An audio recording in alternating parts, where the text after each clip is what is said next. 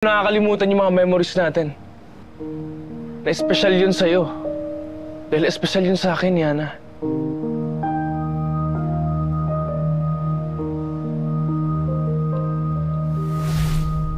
Yana? Is this guy bothering you?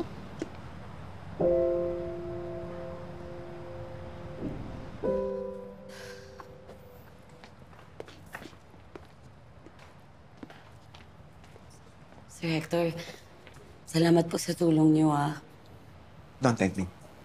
That was Celine. She never lost faith in you.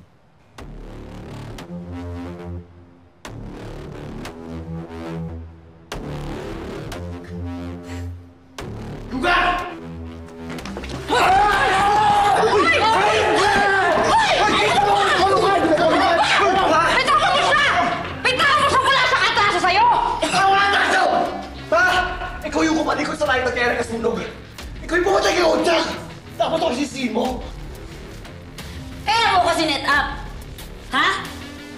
Para isipin ng mga polis na ako nagsunog ng bike ni Sir Kirby!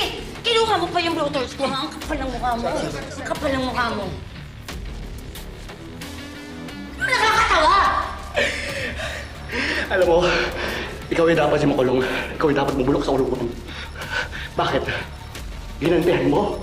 Ikaw, Jack? Nasa nangyari sa Kuya Byron mo? Di yung totoo. Alvarez. Nagpunta ako dito para malaman ko ano nangyari sa kuya ko bago siya mamatay. Gusto niyo malaman yung totoo? Gusto niyo malaman yung totoo? Napakalanta ng Kuya Byron mo! Kala mo kung sino siya mabait, kala mo kung sino malinis. Pero hindi. Mas baho siya sa basurahan. Marami pa akong ilalabas sa baho ng kuya ko. Kapag hintay ka. Anong ba ako pinagsasabi mo? Sige, ano? Sabihin mo. Ano ba ako? Bitaw mo na sa Ano ba ako? Sabihin mo. Gusto kong marinig. Seryoso. Pares, bitaw mo. Bitaw na. Ano ba ako? Sige na. Sige na, sige na. Pares, tama na. Sige na, sige na. Ginugulo ka ba ng lalaking to? Ako? Ang gugulo? Baka kabaligtaran. Yana, sabihin mo nga sa kanya yung tinulong ko sa'yo. He was the one who saw kung sino yung nagsunog ng bike ni Inspector Kirby. Ah, okay. Kala ko some random stranger who's bothering you. Kasi diba, knowing you, ayaw mo na makaganon. I'm just trying to protect you. Hindi mo naman kailangan protektahan si Yana sa akin eh. Nag-uusap lang kami. Di ba, Yana? Really?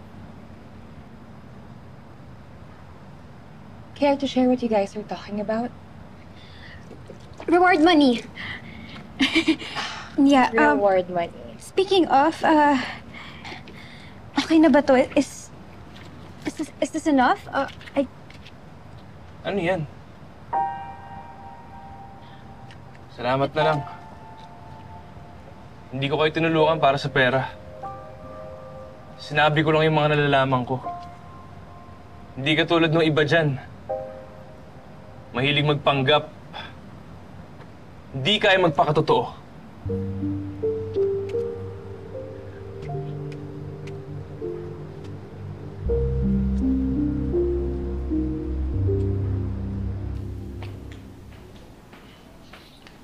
Kirby. Umamin na si Eman. Siya yung nagsunog ng bike mo. Pwede na tayo mag-file ng case sa prosecutor's office. Kapag napatunayan na guilty siya, makukulong siya. At least, isa na namang case closed. Tara, partner. Ako sa pulutan, ikaw sa bakit? Bakit?